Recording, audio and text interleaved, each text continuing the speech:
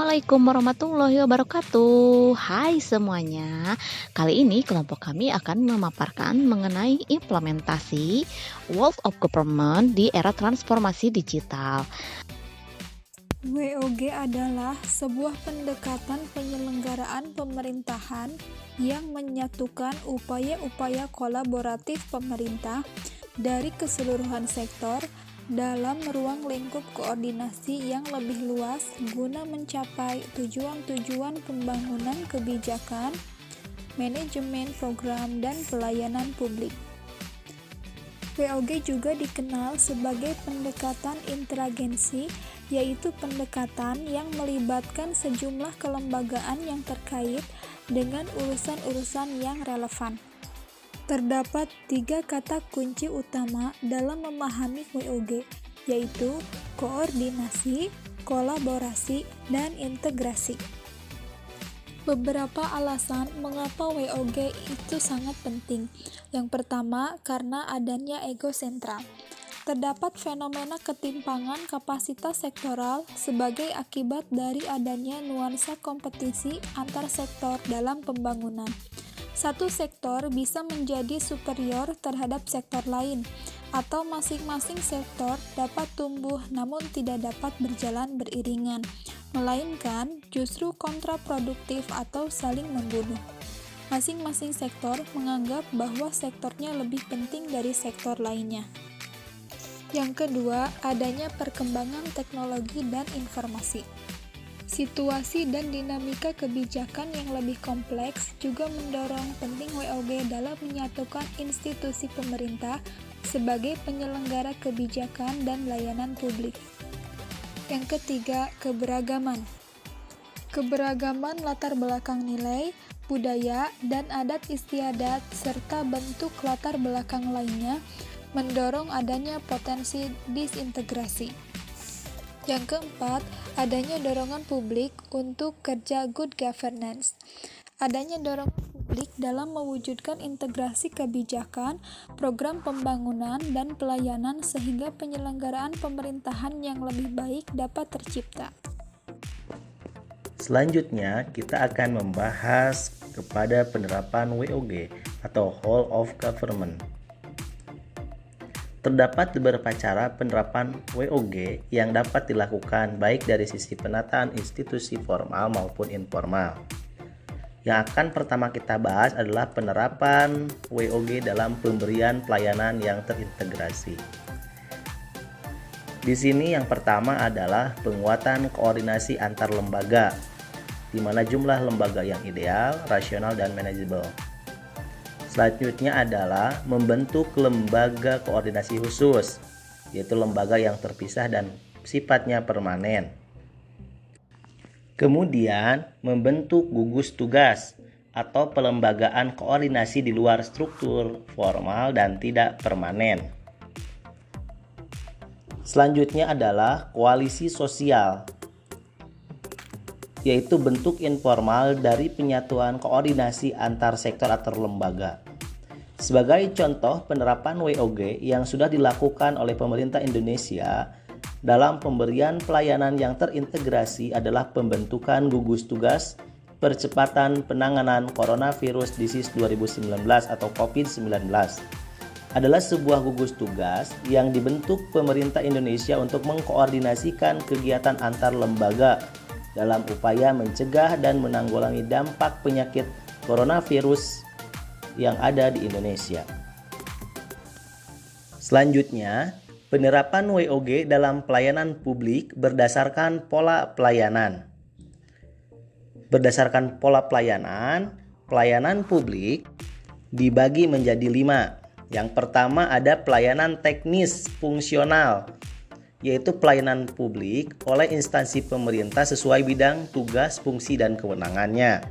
Kedua, pelayanan satu atap, yaitu pelayanan secara terpadu oleh instansi pemerintah yang bersangkutan sesuai kewenangan masing-masing.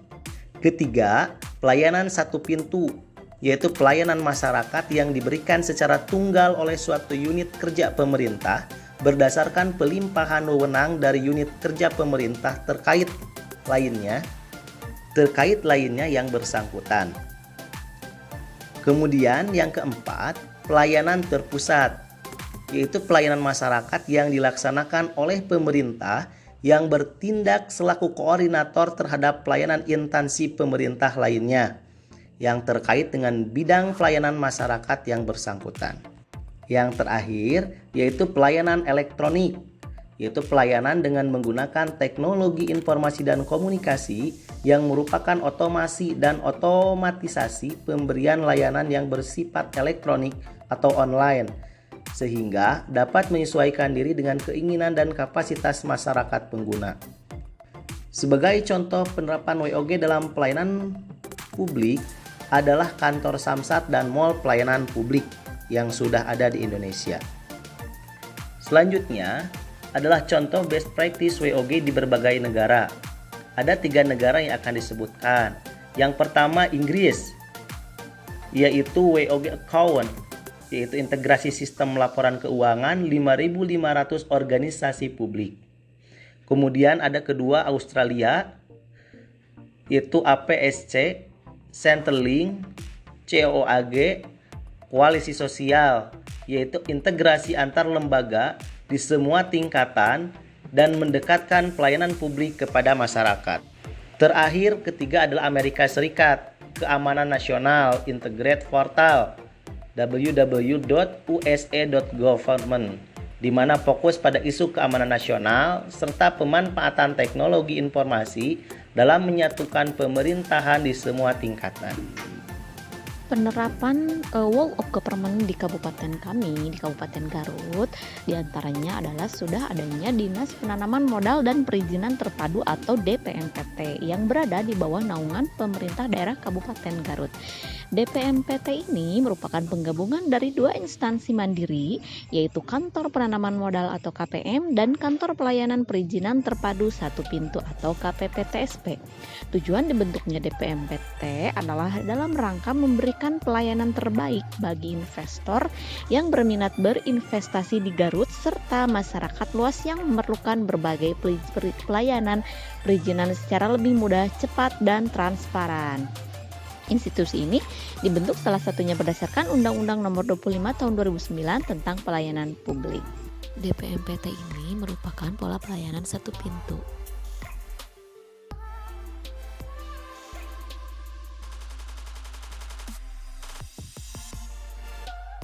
Pelayanan publik yang dilakukan oleh DPMPT Kabupaten Garut meliputi 126 perizinan.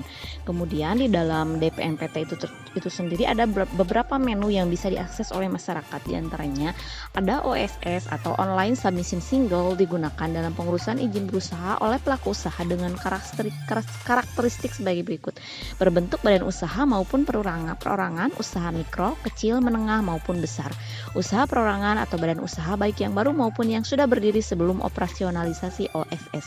Kemudian ada aplikasi Si Jempol, adalah sebuah aplikasi perizinan online yang dapat diakses melalui internet.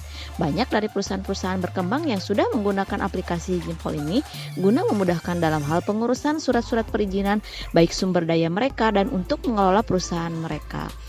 Aplikasi Si Jempol ini juga dapat digunakan untuk pengurusan non-perizinan dan berbagai macam tujuan yang berbeda. Kemudian ada laporan kegiatan penanaman modal atau LKPM, adalah laporan mengenai perkembangan realisasi penanaman modal dan permasalahan yang dihadapi pelaku usaha yang wajib dan dibuat dan disampaikan secara berkala. Kemudian kita juga dapat mengakses atau men-tracking perizinan yang sudah kita ajukan. Kemudian ada pengaduan online juga, kemudian ada customer care yang siap melayani kebutuhan masyarakat. Pemerintah Kabupaten Garut merencanakan pembangunan Mall Pelayanan Publik atau MPP pada tahun 2022. Demikian penjelasan dari kami. Terima kasih. Wassalamualaikum warahmatullahi wabarakatuh.